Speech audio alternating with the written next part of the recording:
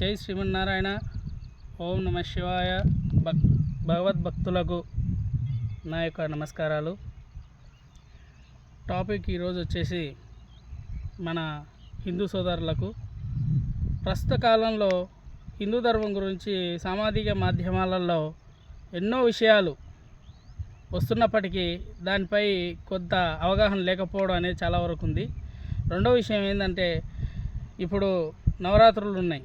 అక్కడ దేవి నవరాత్రుల దగ్గర వెళ్ళి పూజలు చేసామా వచ్చేసామా అనేది కానీ, మన దైవ శక్తి ఏంది, అమ్మవారి దగ్గరికి వెళ్ళిన దానివల్ల మనకు వచ్చిన ప్రయోజనం ఏంది అన్న విషయాలు తెలుసుకునే ఆసక్తి లేదు.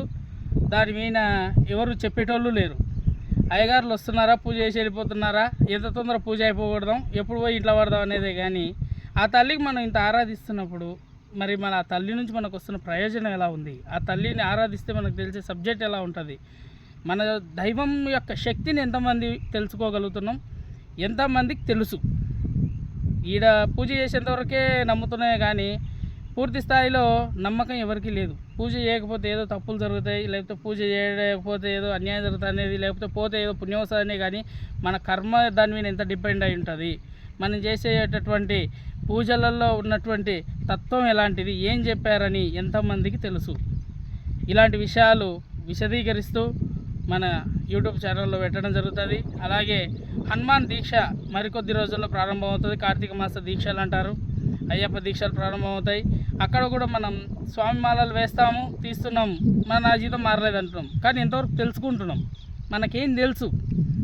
ప్రస్తుత కాలంలో తెలియంది ఎక్కువ ఉంది, తెలుసుకోవాల్సింది చాలా ఉంది.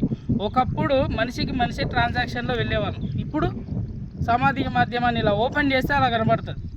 టైంపాస్గా ఎన్నో అవసరం లేని వీడియోలు చూస్తాం. మన ధర్మం గురించి, మన దైవం గురించి చెప్పే వీడియోలను ఎక్కువగా చూడలేకపోతున్నాం. చూడాలి. ఇప్పుడు ఒక దగ్గరికి వెళ్ళి తెలుసుకోవాలంటే సమయం కేటాయించాలి, అతని దగ్గరికి వెళ్ళాలి, నాలెడ్జ్ రావాలంటే సమయం పడుతుంది. కానీ ఇప్పుడు అలా కాదు, మన చేతిలోనే ఉంది. ఒక ఫోన్ ఇలా ఓపెన్ చేస్తే తెలుసుకోవాలనుకుంటే చాలు.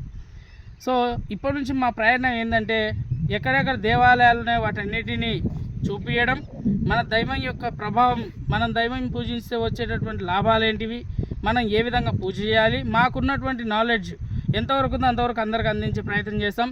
ఇట్టి వీడియోలను మీరు ముందుకు తీసుకెళ్లాలని కోరుకుంటూ జై శ్రీరామ్, జై శ్రీమన్నారాయణ.